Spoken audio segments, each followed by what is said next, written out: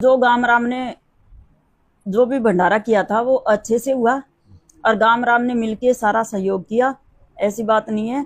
और सारा अच्छी तरह से पूर्ण हुआ। बहुत बहुत अच्छा भंडारा हुआ। बहुत अच्छा भंडारा हुआ।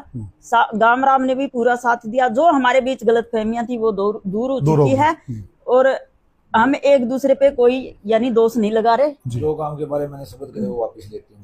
जो मैंने गांव के बारे में जो शब्द कहे हैं वो मैं वापस लेती हूँ और कोई किसी का दोष नहीं है, दोष है अपनी अपनी बुद्धि का बस। ठीक है। तो सरपंच साहब अपनी तरफ से सभी को मेरी तरफ से राम राम जी। बात ऐसी है जी, जो साधु जिया के या हमारे मन में कोई गलत फहमी थी वो हमारी आपस में बैठ के कंप्रोमाइज हो गई, वो दूर हो गई। उसमें मतलब यानी भंडारा संपूर्ण हुआ और पूरा गांव राम ने साधु जी का सहयोग किया। जो साधु जी के मन में कोई गलत फहमी थी वो इनकी दूर हो गई और इन्होंने अपने शब्द वापस ले लिए। और अगर हमारे से भी कोई गलती हुई हो तो हम भी उसके लिए नहीं माफी मांगते हैं जी। आप क्या कहना चाह रहे हो? पहले तो नमस्कार पुनिया साहब, आपके सभी दर्शकों को नमस्कार। जो पिछले कुछ दिनों से प्रकरण गांव में चला हुआ था, साध्वी कंचननाथ जी हमारे गांव में तपस्या करके गई थी। उसके बाद जो भंडारा हुआ, भंडारा होने के बाद कंचननाथ जी की गुरु राजनाथ जी ने जो हमारे साथ बैठी हैं गांव पर कुछ आरोप लगाए, जो भी वो सभी मीडिया के सामने भी हैं, सबने सुन भी रखे हैं। तो आज हम सब इकट्ठा होकर गांव के मौजूद आदमी, सरपंच साहब है और भी सभी साथी गांव के मौजूद हैं, तो बैठकर बातचीत हुई। पूछा गया कि बताओ जी क्या इसमें हमारे गांव का दोष क्या था क्या नहीं था, सारी बातें हुई। उन बातों को लेकर अब यही निष्कर्ष निकला कि परमात्मा ने पहले सद्बुद्धि दी कि अच्छा भंडारा भी हुआ, अच्छी तपस्या भी हुई, सब कुछ अच्छा चला जी। फिर कई बार होता है कि परमात्मा की करनी होती है, जुबान है फिसल जाती है, तो उसके कारण कुछ अपने साध्वी जी ने गांव के बारे में कहा, वो मन मुटाव सारा दूर हो चुका है और सभी हम इकट्ठे बैठे हैं। साध्वी जी ने भी अपनी बात रख दी जी। धन्यवाद। तो आप संतुष्ट हो सारी बातों से? जी बिल्कुल, हम सब संतुष्ट हैं इस बात से। गांव की तरफ कोई रुपया बाकी नहीं है। हमारे साथ रोहतास जी हैं जो बहुत ही पुराने पंचायती आदमी हैं, बड़े सुलझे हुए आदमी हैं। आज ही रोहतास जी, आप क्या कहना चाहोगे? सभी को नमस्कार, राम राम। साध्वी जी के चरणों में प्रणाम। गल्ला साधु जी है इनके चरणों में प्रणाम। और अगर हमारा गांव की तरफ है इनका दिल दुखिया है तो हमें खेद प्रकट करा है जी। साध्वी जी ने जो कहना था कह दिया, कहने सुनते पर बात होगी है।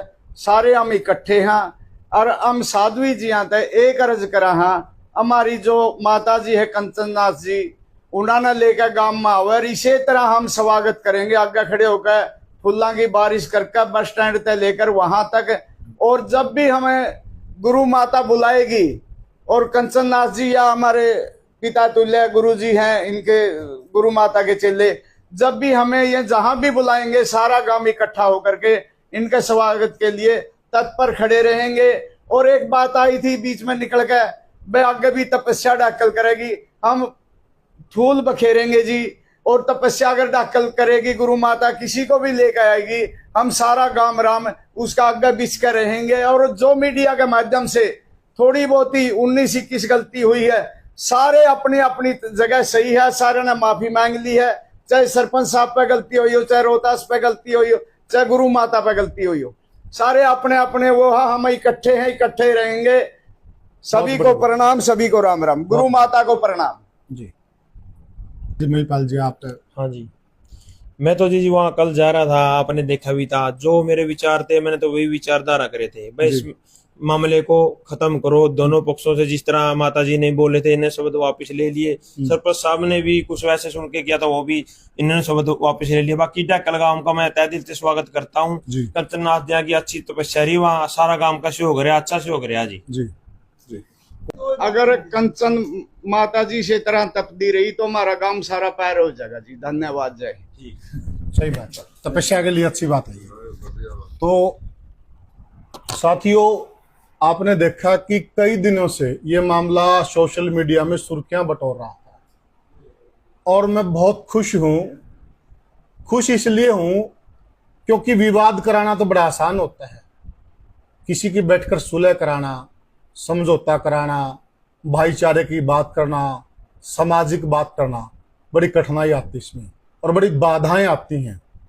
परंतु मैं अपनी तरफ से और चैनल की तरफ से गुरु महाराज का भी तहे दिल से शुक्रिया अदा करता हूं कि इन्होंने मेरे आग्रह पर, छोटे से आग्रह पर, मैं तो छोटा सा प्राणी हूं, छोटे से आग्रह पर इन्होंने यहाँ निमंत्रण स्वीकार किया, हमारा आग्रह स्वीकार किया।